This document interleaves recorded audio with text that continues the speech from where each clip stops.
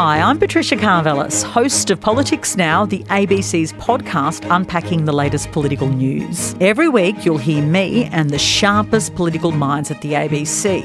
Ritual humiliation at which everybody laughs and pretends to be entertained by Donald Trump. That's on the Trump bingo card. So join me for Politics Now on the ABC Listen app.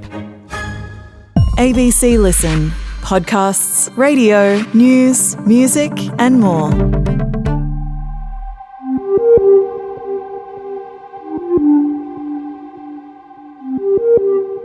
Snowtown murderer James Vlassakis will no longer get parole and will remain in an Adelaide prison.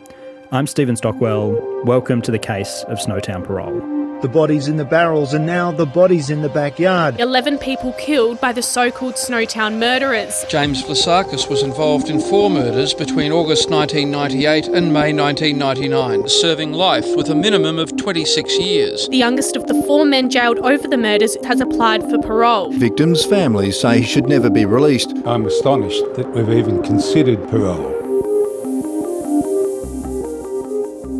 James Vlassakis pled guilty to killing 4 people as one of the Snowtown murderers and sentenced to life in prison with a non-parole period of 26 years. In August, that non-parole period ended and he was approved to return to the streets of Adelaide, but a last-minute review has overturned that decision. James Vlassakis remains in prison, and this has started a fight between the head of the Parole Board and the Parole Board Review Commissioner. We are in this kind of unprecedented ground where no one really seems to know what happens from here. And to try and unpack what is going on, not just over the last week, but the last month or so, I'm joined by the ABC's Rebecca Brice from the Adelaide newsroom. Welcome, Beck. Thanks, Stocky. And also James Wakelin, a senior reporter currently working at 7:30, who reported from the Snowtown bank vault the day that the bodies were uncovered. Welcome, James. Thanks, Stocky. Great to be with you again. A couple of months ago, we were expecting James Vlassakis' release from an Adelaide prison into a pre-release sentence before he returned into the community on parole, but we saw a review from the South Australian Attorney General that led to the parole decision being overturned. And, I mean, Beck, this has all been quite dramatic. Yeah, it sure has. As you said in your opening, he was granted parole in August, and at the 11th hour, the Attorney General, Kayam Ma, decided to seek a review of that decision. It's only the 3rd time since the laws changed in 2016 that we've seen a review into the Parole Board's decision to grant somebody parole. It was pretty hard to chase down the details of that review. I think Claire Rawlinson, the EP of this program, was instrumental in finding out that the Attorney General had made that decision. Often it depends on someone picking up the phone at the right time, so it was a really good get from Claire. We were, as members of the media, allowed into one hearing, and we'd hoped that would mean that we'd be allowed into all of them, but unfortunately the main hearing was held behind closed doors, and then the Commissioner's decision landed in our inboxes. Yeah, I mean, I want to talk a little bit about some of those closed court hearings a little bit later, and also the fact you weren't able to take in any electronic devices to the one you could go into. But first, what reasons have we seen for the Parole Board Commissioner overturning the decision of the South Australian Parole Board? Well, we weren't sure we would get any reasons at all to begin with. The Commissioner only committed to releasing his decision, but in the end we got 6 pages of information which came through by email, as I mentioned. The 2 key reasons that he gave for overturning the decision to release Vlassakis was the gravity of the offending and also the fact that it's the first time that he's eligible for parole. His decision actually also summed up some of the submissions that were made behind closed doors, and some of them gave a really good insight into Vlassakis' behaviour behind bars. So the lawyer who spoke on behalf of the Attorney General raised the fact that he's had 29 drug tests since 2001, and 3 of them have come back positive, 2 to methadone and 1 to amphetamines. There's also been instances where he refused to give samples or gave diluted samples and that drugs were found in a strip search. So effectively they were trying to argue that the Parole Board had underestimated his drug use in custody. And they also submitted that he hasn't attended enough programs on how to live without violence when he's returned to the community. And that went to their argument that he's at a greater risk of reoffending if he is released.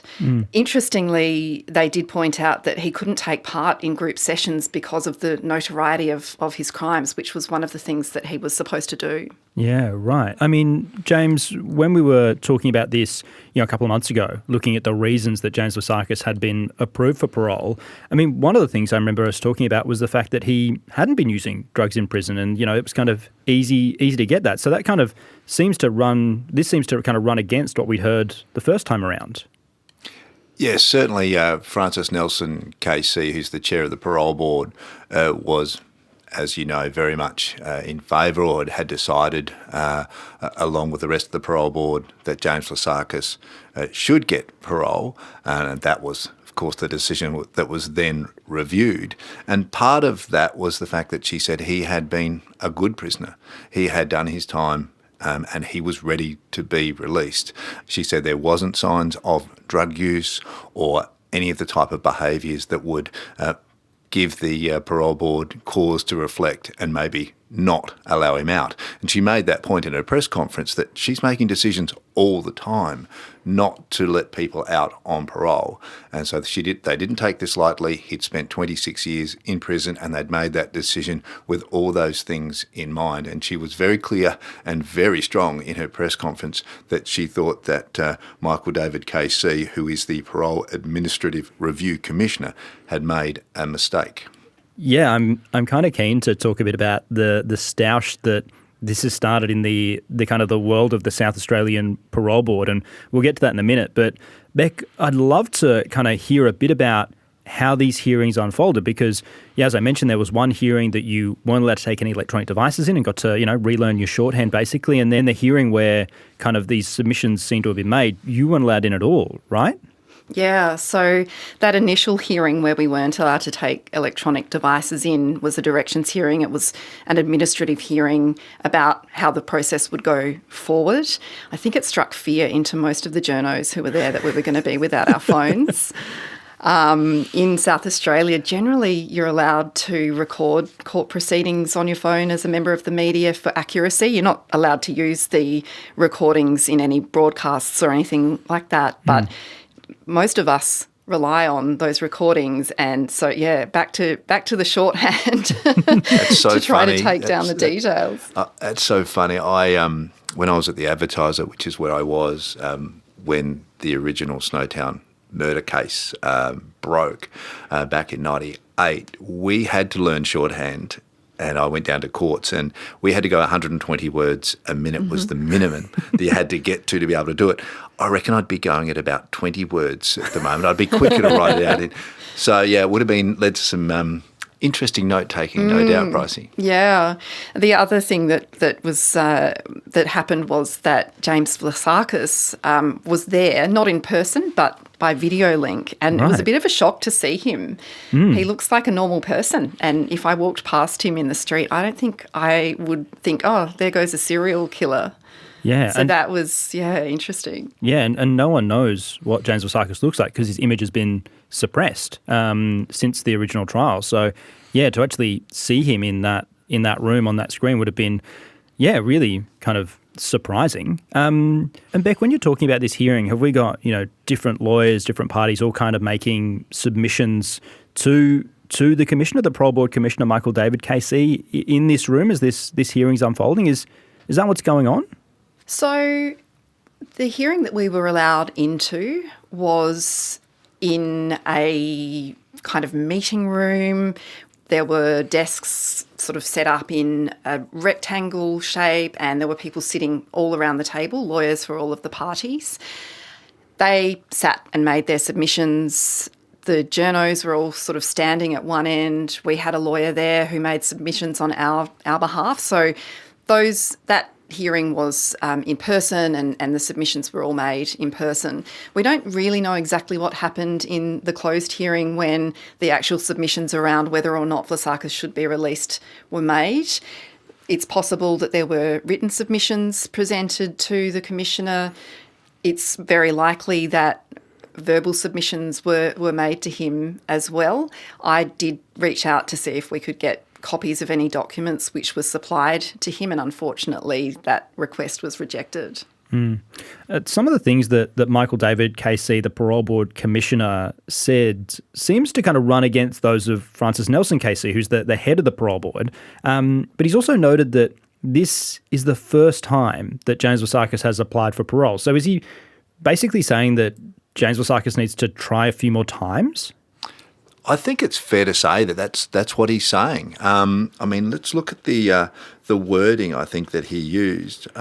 He talks about the gravity of the offending as one of his reasons, and he says that this is the first occasion on which parole is available to release Mr. Vlassakis at this relatively early stage, and that would be a risk to the community, which is really interesting after 26 years. He calls it at an early stage. So he's got a very, very clear view on the fact that he doesn't think that Vlassakis has earned his release, which is interesting and goes to, I guess, some of the points that Francis Nelson KC is making, saying that the former Supreme Court Judge Michael David KC, the Commissioner in this case, is effectively re-sentencing Vlassakis and taking over from the sentencing judge. And that's why I guess she's raised some of her significant concerns in the press conference she held shortly after the decision was made.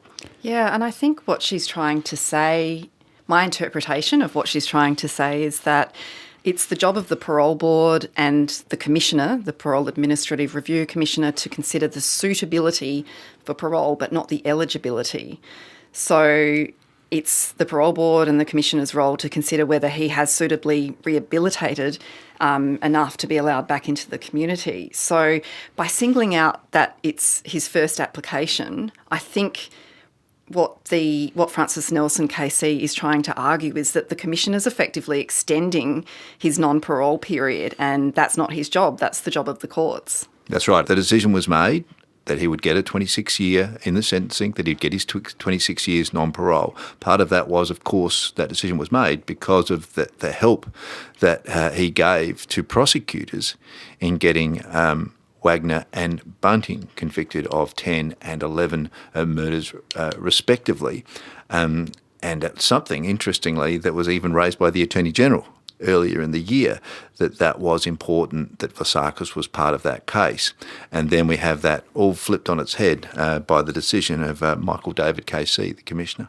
The other point that Francis Nelson KC also made in that press conference, which I think was interesting, was by singling out the gravity of the offending as being a reason for refusing his release, she said that's never going to change. The offending is never going to become less grave. So she pointed out that that's very confusing for a prisoner like Vlassakis, because that's not something he'll be able to change. Yeah, the offending is obviously incredibly serious. You're looking at one of Australia's worst ever serial killings. And, as we talked about in our earlier episodes on the case of Snowtown Parole, the role that James Vlassakis played, and you were talking about this before, James, was, in giving evidence at the trial of Robert Wagner and John Bunting, meant that the prosecutors were able to probably secure a conviction for more murders than they would have been able to without his assistance. And yeah, the decision that we see now sees him staying in prison for even longer. So, I mean, does this decision kind of take away some of the incentive for people to cooperate with investigations? Yes, that's really an interesting point you make, Stocky, and it's a point, as I mentioned very briefly before, the Attorney General himself raised earlier this year, that Vlassakis had been that key witness. He had provided key evidence and real insight that they wouldn't have got if he hadn't turned Crown witness.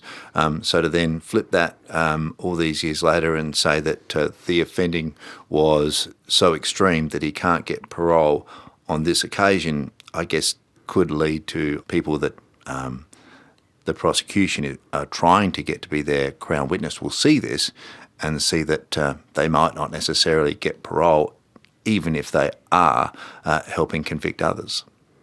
Yeah. Francis Nelson KC is what I would describe as a kind of a strong personality. Very interesting person to kind of watch deliver a press conference. I don't get the feeling that she has taken this decision particularly well. What is she planning from here? How's she kind of looking at, is she looking at fighting this decision? Yeah, so the Parole Board has sought legal advice on effectively appealing against the Commissioner's decision. She has retained another King's Counsel, Dick Whitington, who she has asked to look into whether or not the Parole Board can mount a judicial review of the decision. Effectively, that would be one or more Supreme Court judges looking into the legislation and the actions that the Commissioner has taken and the decision that he's made and the basis for it, and making a decision whether or not to overturn it. And I think as we've mentioned, because it's the first time this has happened, it's really almost precedent setting. So I suspect that's why we're seeing this approach at the moment. Frances Nelson has said she's not expecting any advice anytime soon from her lawyer, but probably likely mid-January, given it's so close to Christmas, that we'll be hearing more about that. Yeah, so she was very strong, as you mentioned, as she always is. She is Frances Nelson KC is a very strong personality. You know exactly where she stands when she speaks. And she made it clear that she thought that Michael David Casey had made several errors in his decision. And she also raised the fact that there's no indication on when James Vlassakis can reapply for parole as well. Normally there is a set period, or within 12 months they can reapply for parole again if they've been knocked back. But there's nothing within the decision that Michael David KC put down that indicated when he can come back and have another go at parole, which was really interesting. Yeah, we actually have some of Frances Nelson KC's press conference where she's talking about where she thinks Michael David Casey has erred in his decision making. There is little point in the court setting a non-parole period if it's going to be overruled by the Parole Administrative Review Commissioner, particularly where the legislation specifically says that in considering the gravity of the offending, the Parole Board is not to substitute its view for that of the sentencing judge. I think that means that the Commissioner can't substitute his either.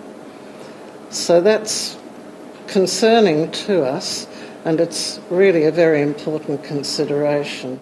That is Frances Nelson KC, the head of the South Australian Parole Board, talking about where she thinks Michael David Casey, the South Australian Parole Board Commissioner, has basically got it wrong in reviewing and rejecting James Vlassakis' parole. What happens from here? We've got Frances Nelson KC getting this legal advice that's expected in, kind of the next month or so. Where do we go? Well, it really depends on what that legal advice is, because it's not clear yet that there is even an avenue available to the Parole Board to seek a judicial review. So I think where we go from here will very much hinge on the legal advice that she receives. I think the interesting thing too, Brice, is the fact that Frances Nelson is a very, very, very experienced lawyer herself. So she has a very strong opinion, legal opinion, on what's happened here. So part of the discussion will be, no doubt, on where she thinks the mistakes have been made, where Michael David Casey has, in her opinion, erred. So no doubt she will have a strong view on where this goes. They've got 6 months to work out whether or not they do want that judicial review. But if I was a betting man, I would say we'll be seeing one.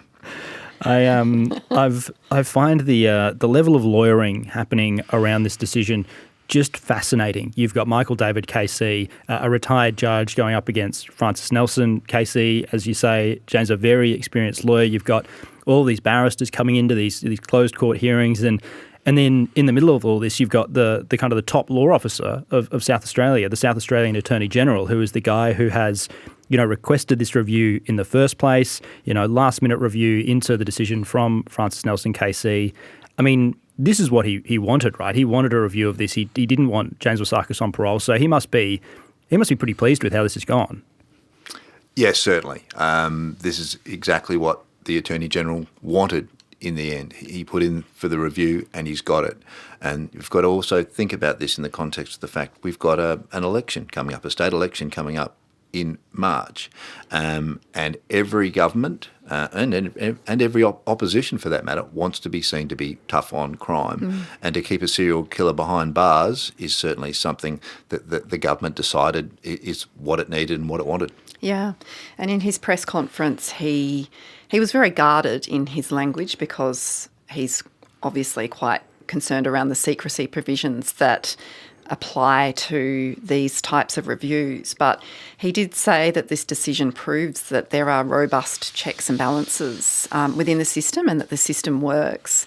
And he very much also sort of reflected on the experience for the victims' families and their friends, and was trying to sort of put them at the centre of the narrative. But there was a really interesting moment when he left the press conference. He walked away and he got a few steps away and then turned back with this big grin on his face and waved to the media. And someone from the media called out, "Merry Christmas," to the Attorney General. So it definitely seems as though he did get an early Christmas present. So reasons were given for parole. That was reviewed, and this is the decision that we have. Thank you. No worries. Thanks, Wakelin. Merry Christmas. Thank you, Dave.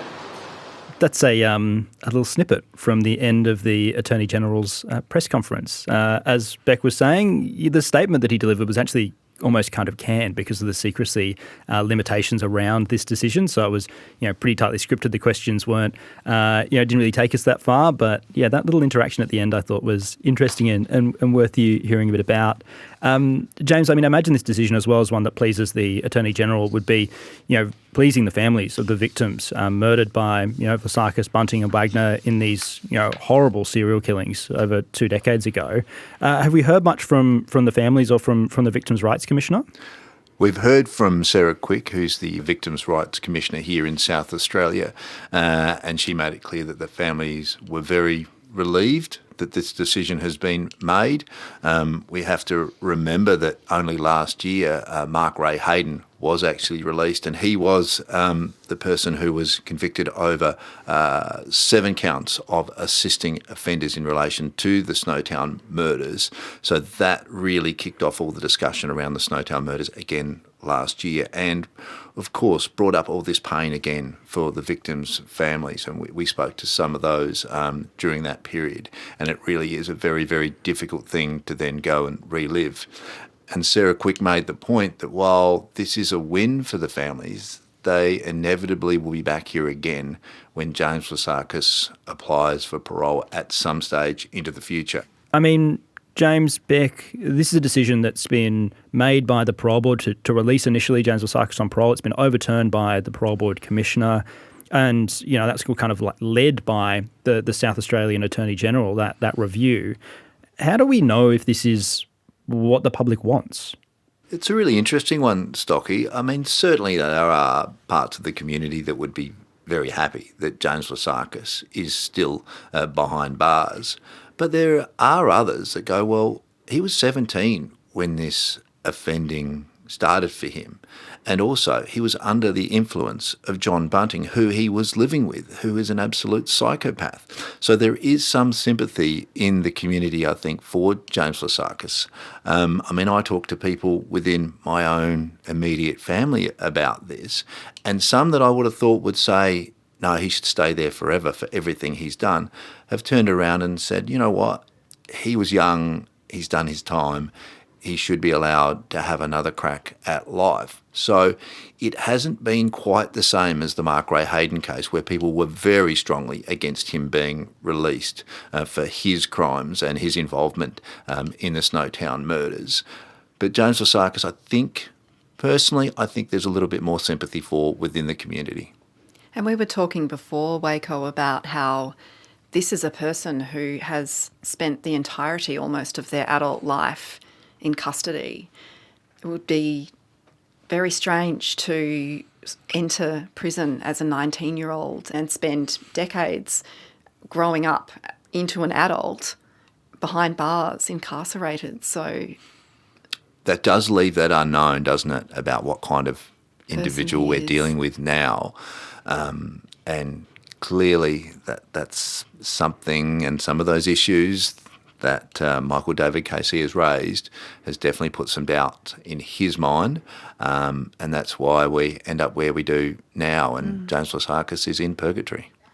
Yeah, I think purgatory is kind of the perfect way to describe this, right? You know, it's unclear when he can reapply for parole. There's this kind of, challenge to the review that keeps him in prison underway as well. So, we'll keep an eye on all of this on the case of Snowtown Parole. And, Rebecca, Brice, James Wakelin, thank you so much for joining us to kind of give us this insight and explain what's happened over the last couple of weeks as well.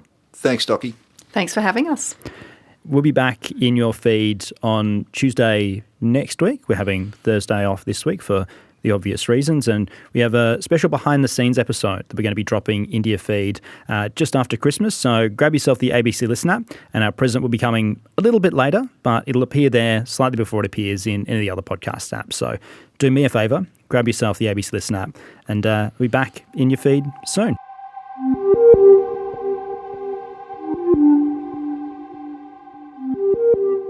The Case of Snowtown Parole is produced by ABC Audio Studios and ABC News. It's reported by Rebecca Brice and James Wakelin and presented by me, Stephen Stockwell. Our supervising producer is Greg Muller and our executive producer is Claire Rawlinson. This episode was produced on the land of the Kaurna and Wurundjeri people.